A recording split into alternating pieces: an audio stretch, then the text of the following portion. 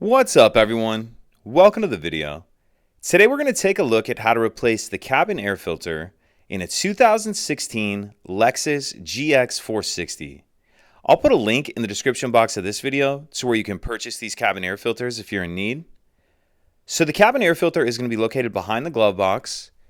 In order to get to it, we need to open the glove box. Now if we take a look in the back of it, we see this panel right here. And there's these two tabs. We see one right here, and there's another one right here.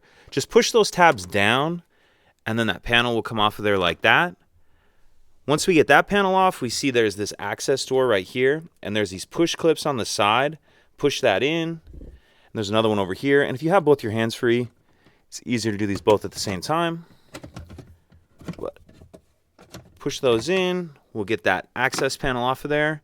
And now we can see our actual cabin filter right here. This one's dirty, as you can see, needs to be changed. So when you have your new filter, you'll slide it in. And the one thing you want to pay attention to on the new filter, you can't really see it on this one because it's worn, but there's going to be some airflow arrows. You want your airflow arrows pointing down towards the ground. So once you have your new filter installed with the airflow arrows pointing down, we'll reverse everything we just did to close it up. So we'll get this piece on, and you can see there's an arrow here that says up. Make sure that's being installed with it pointing up.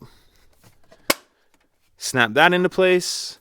Then we'll grab this piece, and there's three tabs on the bottom that I'm going to kind of tuck in first. So tuck those bottom tabs in, and then tip that up. Click it into place. Close our glove box, and that's it. If you could take a second to like and subscribe, it helps us out, and I'd appreciate it. Thank you.